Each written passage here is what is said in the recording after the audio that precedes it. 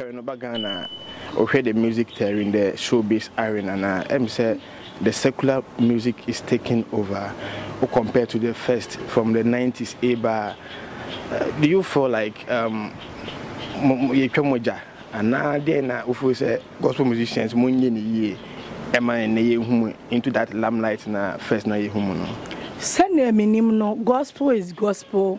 It's all about Name Media Hub.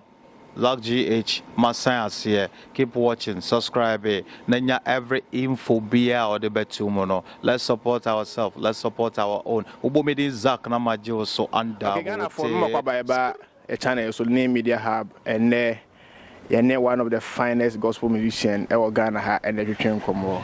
And I mean, Mama Salina and the Mama Salina, I'm more by my name. Yeah, my dear.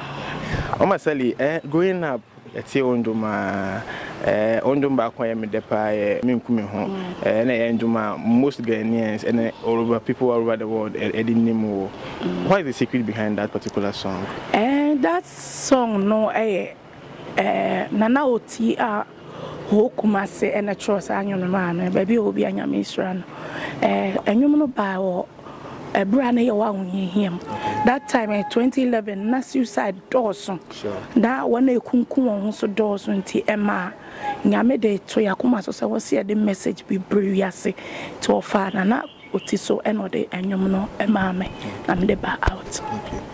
Currently, Odendumuna Aba Abontin, but before then, no, and do saying or Abontin albums do saying our singles a Dawson, but albums near 5 singles so Dawson. And just make kind of one because one album it me take 8 tracks. Tinyum no dear Dawson. Okay, right. And now Odendumuna Aba Abontin moving forward. What is the secret behind that particular song? Moving forward, me say me share obedient crying say abrabo way enye smooth. Edu baby a obe hwefom. Edu baby a obe kafom. Edu baby a obe sorry. Edu baby a obe sunkakra. And there is always time and season for everything. Inti there is time to cry, time to sow, time to weep. Inti ebra so so hwefom ma sorry kenya ho keka ho menka ho na movie on. It just came to inspire people. Say no matter what the situation is, you have to move on in life. Okay. Comparing gospel music, what's currently over Ghana per se? You Ghana and Yanka Ghana same. Current over Ghana, or the music there in the showbiz arena. Now, I'm say the secular music is taking over, or compared to the first from the 90s era. Do you feel like Yekomoja? And now then, if we say gospel musicians, into that limelight na first na yehumu. Send minimum no gospel is gospel, hip life is hip life. There is a vast difference between them. What do you mean compare gospel to hip life? It's a day soon bebem. And you may be hip life ni be. You may be gospel artist intimate. And be a nyome wa what say ye. I intimate, but hip life one year and a more cosa. But you see, we have improved a lot. Our videos have changed, our costumes have changed, even your performances, your concerts, and everything. And your master sound. It's a moving forward. I want to. What happened that way? Me dropped in last month. Nyame do me konen impa.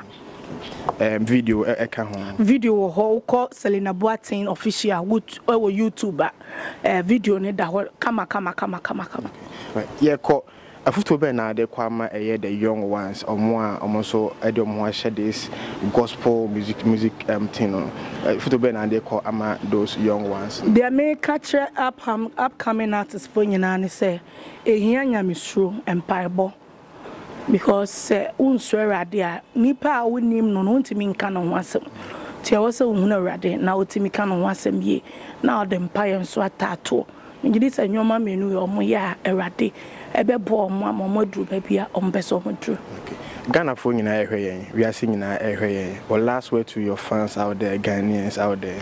The America chama for nyina say we ebrem na ewonyi enyoma nyina di adanse enche na yesuba timenu mienu ye mwa ye ho ensie na ye mfa rade yie ne enye na dwuma ne yie otonyoma ato ne yie wo kan nyame asɛm aka ne yie wo di dwa so adi ne yie bibia wo ye bia ye ne yie na bere no so a wo tumi abu ho akonta yie na wawe ne a fan wawe ne so aka eye o fans ho so bi person tie onduma na opa onduma tie a fan obenya bi nyame adom enwom no wo all digital platform ko Boom Play, Spotify, Amazon, Audio Mac.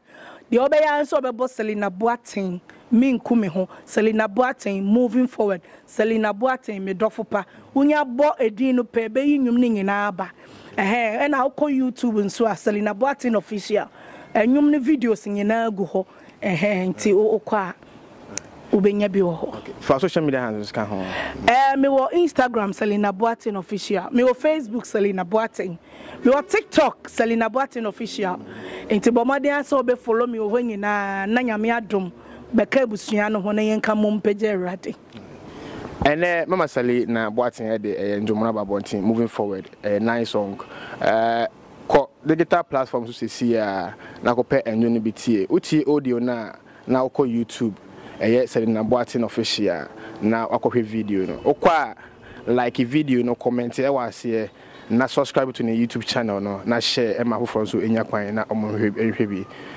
medama nsɛm kae ho me am di dwumadi ho chia me di amegye so Nana Asante Yekye until then e besan ahia bi